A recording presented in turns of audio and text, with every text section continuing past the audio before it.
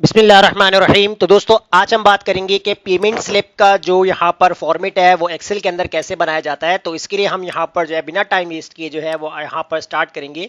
सबसे पहले आपको जो है यहाँ पर कॉलम सेलेक्ट करने हैं, जितने कॉलम्स के ऊपर आप काम करने चाह रहे हैं। तो मैं यहाँ पर कॉलम्स और रॉस को सेलेक्ट करता हूँ, इनको कर दूंगा यहाँ पर मर्ज। और यहाँ पर सबसे पहले हमारी हेडिंग आ जाएगी पेमेंट स्लिप की।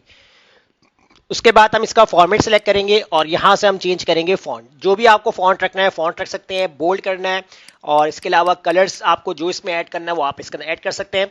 और कॉलम का साइज जो है वो आप अपनी अपनी हेडिंग्स के अकॉर्डिंग जो है आपको यहाँ पर साइज इंक्रीज करना है। तो उसके बाद जो है नीचे आपने क्या करना है, यहाँ पर जो है वो आपकी हेडिंग्स आएगी। तो हेडिंग के अंदर हम यहाँ पर देंगे सीरियल नंबर। सीरियल नंबर के बाद यहाँ पर आप ऐड कर सकते हैं प्रोडक्ट, और इसके अलावा आप यहाँ पर आइटम भी कॉल कर सकते हैं। तो आपकी एक लिस्ट बनेगी यहाँ पर। तो मैं इसका जो साइज है कॉलम का वो थोड़ा सा इंक्रीज कर लेता हूँ, और थोड़ा सा इनके अंदर जो हम यहाँ पर स्पेस देता हूँ। नेक्स्ट जो होगा आपके पास यहाँ पर आपकी कॉस्ट आ जाएगी। कॉस्ट के बाद यहाँ पर आपने क्वांटिटी, और यहाँ पर आपने ऐड करना है आपका अमाउंट। तो ये आपके पास आ चुका है। अमाउंट वाला कॉलम का साइज भी हम थोड़ा सा इंक्रीज कर देते हैं, यहाँ पर कॉस्ट वाला साइज भी इंक्रीज करते हैं। और थोड़ा सा रॉ को अगर आपको बढ़ाना है तो आप इसको रॉ का साइज जो है वो इंक्रीज कर सकते हैं। अब उसके बाद यहाँ पर आपने जो है वो हेडिंग्स जितने आपको एडजस्ट करने कर सकते हैं, और इनको हम यहाँ पर बोल्ड करते हैं और कलर फॉर्मेट यहाँ पर सिलेक्ट करते हैं। अब इसके बाद आपको यहाँ पर जो है वो सीरियल नंबर ऐड करने हैं। अब देखिए सीरियल नंबर जब हम यहाँ पर ऐड करते हैं तो आपको एक चीज यहाँ पर देखनी होगी, ध्यान में रखनी होगी कि अभी आपको नहीं आइडिया होता कि आपकी नंबर ऑफ प्रोडक्ट्स कितनी है। जब आप यहाँ पर मैनुअली सीरियल ड्रैग करना चाहे तो मैनुअल भी कर सकते हैं इस तरह ड्रैग करके। अदरवाइज अगर आपको यहाँ पर फॉर्मूला यूज करना है तो वो भी आप यूज कर सकते हैं। तो फॉर्मूला सबसे बेस्ट रहता है, आपके प्रोडक्ट के अकॉर्डिंग ही यहाँ पर आपकी सीरियल नंबर जनरेट होगी। तो मैं यहाँ पर सीरियल नंबर के ऊपर जो है वो फॉर्मूला अप्लाई करता हूँ, इक्वल लगाता हूँ, इफ फॉर्मूला अप्लाई करूंगा। और सबसे पहले लॉजिकल टेस्ट के अंदर यहां पर मैं एक और फॉर्मूला अप्लाई करूंगा इस ब्लैंक का। अब वैल्यू के अंदर मैं आइटम वाला जो सेल है ये सिलेक्ट करूंगा। तो मैं नीचे वाला एक सेल सिलेक्ट करता हूं, तो एरो की से मैं ऊपर आ जाता हूं। अब इसके बाद ब्रैकेट क्लोज करता हूं, कॉमा लगाता हूं। अगर मेरा ये वाला सेल ब्लैंक होता है तो मेरे पास क्या आ जाए, ब्लैंक आ जाए, कॉमा। अदरवाइज आपके पास क्या आ जाए, तो अदरवाइज आपके पास यहां पर 1 लिखा हुआ आ जाए, ब्रैकेट क्लोज करके आप कर देंगे एंटर। अब देखिए यहाँ पर मेरे पास कुछ लिखा हुआ नहीं है इसलिए ब्लैंक आ रहा है। अगर मैं यहाँ पर कुछ भी टाइप करता हूँ तो ये देखिए मेरे पास नंबर 1 लिखा हुआ आ रहा है। अब आपको करना ही है कि आपको सेकंड सेल के अंदर भी एक फॉर्मूला अप्लाई करना है। तो आप यहाँ पर इक्वल लगाएंगे, आपने दोबारा से इफ फॉर्मूला लिखा, और लॉजिकल टेस्ट के अंदर आपने यहाँ पर इस ब्लैंक का फॉर्मूला राइट डाउन करना है। वैल्यू के अंदर आप ये वाला सेल देंगे, तो एक सेल नीचे सेलेक्ट करेंगे, ऊपर आ जाता हूँ और ब्रैकेट क्लोज करता हूँ, कॉमा। अगर आपका ये वाला सेल ब्लैंक होता है तो आपके पास ब्लैंक आए। अदरवाइज फॉल्स कंडीशन के अंदर आपने क्या करना है, जो आपका टॉप वाला सेल है जहां पर आपने फॉर्मूला लगाया था, इस फॉर्मूले यानी इस सेल के अंदर आपने +1 कर देना है, और उसके बाद ब्रैकेट क्लोज, एंटर। एंटर कर देंगे। अब आपको जहां तक ड्रैग करना है फॉर्मूला आप इसको इजीली ड्रैग कर सकते हैं। तो मैं यहां पर फॉर्मूले को ड्रैग किया इस तरीके से। अब उसके बाद मैं क्या करता हूं, यहां पर ये जो एरिया है इसको मैं सेलेक्ट कर लेता हूं, और इसके अंदर बॉर्डर। अब मैं यहां पर जो है वो अपने आइटम्स लिखता हूं, जैसे मैंने टाइप किया यहां पर जूस, एंटर किया। उसके बाद यहां पर टाइप किया बिस्किट्स, बबल्स। अब देखें खुद ब खुद यहां पर जो है सीरियल नंबर जनरेट हो रहे हैं। अब मुझे सीरियल नंबर ड्रैग करने की जरूरत नहीं है, यहां पर मेरा फॉर्मूला ऑटोमेटिकली वर्क कर रहा है। अब यहां पर मैं जो है वो कुछ आइटम्स लिख लेता हूं जो हमारे ग्रोसरी प्रोडक्ट के अकॉर्डिंग होंगे, उसी तरह मैं यहाँ पर आइटम लिख लेता हूँ। और इसके अलावा मैं यहाँ पर टाइप करता हूँ वाटर, मिल्क, और इसके अलावा यहाँ पर हम ऐड करते हैं बटर, और इसके अलावा हम और चीज़ें भी इसके अंदर ऐड कर सकते हैं। वाटर वाटर बॉटल कर देते हैं। और लास्ट सेकंड लास्ट वन जो हम यहाँ पर ऐड करते हैं, तो यहाँ पर हम ऐड कर देते हैं जेली। तो इस तरह जितने आपके पास आइटम्स होंगे वो आपको जो है यहाँ पर आइटम्स वगैरह जो है वो आपको ऐड करने। तो नेक्स्ट अब आपके पास जो यहाँ पर आ जाएगा वो आपके पास आ जाएगा यहाँ पर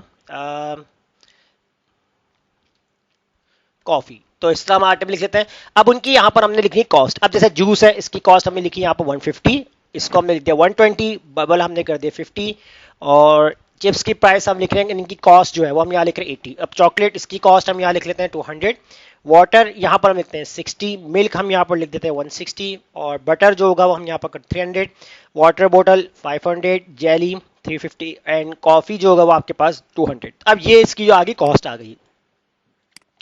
अब कितनी कितनी कॉस्ट जो होगी वो आपने यहाँ पर परचेज की है, तो उसकी यहाँ पर आपको क्वांटिटी लिखनी है। तो फिलहाल क्वांटिटीज जो होगी वो मैं यहाँ पर इस तरीके से ऐड कर देता हूँ। अब ये आपको एक सैंपल है जिस तरीके से आपको यहाँ पर एंट्री करनी है। अब उसके बाद आपकी जो अमाउंट है वो आपको यहाँ पर कैलकुलेट करनी है। तो मैं यहाँ पर लगाता हूँ इक्वल, प्रोडक्ट का फॉर्मूला अप्लाई करते हैं।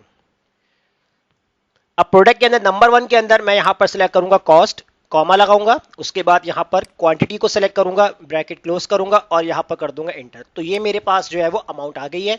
इस फॉर्मूले को करते हैं ड्रैग। जैसे ड्रैग करेंगे तो हमारे पास जो है वो हर प्रोडक्ट की जो अमाउंट है वो यहाँ पर निकल के आ चुकी है। अब नेक्स्ट जो होगा वो यहाँ पर आपको क्या करना है, आपने जो है वो इस सेल को सिलेक्ट करके मर्ज करना है। अब यहाँ पर आपको टोटल अमाउंट की हेडिंग जो है आपने यहाँ पर ऐड कर देनी है।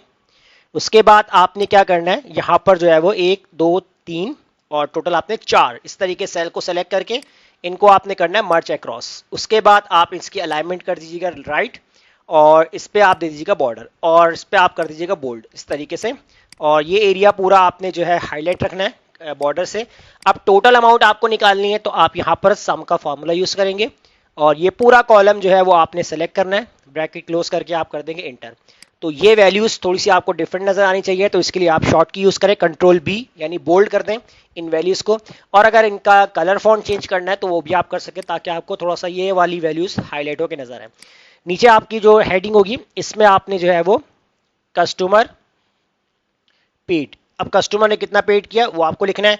नेक्स्ट जो होगा आपके पास यहाँ पर आप जो एज ए कमेंट्स जो होता है वो आप दे सकते हैं यहाँ पर। और लास्ट जो होगा वो आपका आ जाएगा यहाँ पर बैलेंस। अब इसके अंदर क्या करना है, कस्टमर पेड के अंदर जो होगा कि अगर आपका एक बिल अमाउंट है जैसे 14,770 बन रहा है, अब कस्टमर ने आपको पे कर दिए 15,000।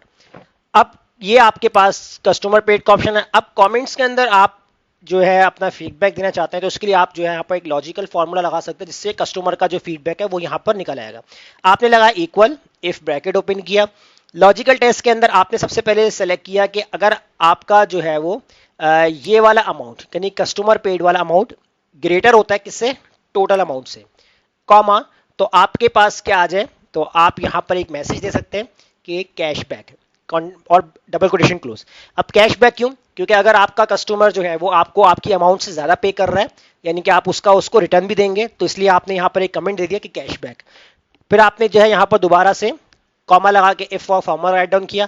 अब अगर आपने सिलेक्ट किया कि आपका कस्टमर का जो अमाउंट है वो बराबर होता है आपके टोटल अमाउंट से, यानी कुछ कस्टमर ऐसे भी होते हैं कि अगर आपका एक्चुअल बिल बनता है 10,000 और कस्टमर ने आपको जो है पूरे आपको 10,000 ही दिए, तो उसके लिए आपके पास यहाँ पर क्या मैसेज आएगा, तो वो भी आप मैसेज रख सकते हैं। तो मैंने इसमें डबल कोटेशन बनाया और यहाँ पर टाइप कर दिया थैंक्स फॉर विजिट और कोटेशन क्लोज, ब्रैकेट क्लोज, एक और ब्रैकेट हम कर देंगे क्लोज। अब उसके बाद हम करेंगे यहाँ पर एंटर। जैसे अब एंटर करेंगे अब आप देखिए यहाँ पर क्या लिखा हुआ है कैशबैक, क्योंकि हमारी जो अमाउंट है वो जो कस्टमर की अमाउंट है वो हमारे अमाउंट से ग्रेटर है, क्योंकि हमने वापस कैश बैक करना है तो इसलिए हमने यहाँ पर जो है कमेंट्स दे दिया। अगर मान लीजिए कि कस्टमर ने हमें पूरा 14,770 दिया और एंटर कर दिया, तो देखिए यहाँ पर कमेंट चेंज हो गया यानी कि थैंक्स फॉर विजिट। तो इस तरीके से आप इस तरीके से मैसेज जनरेट करवा सकते हैं।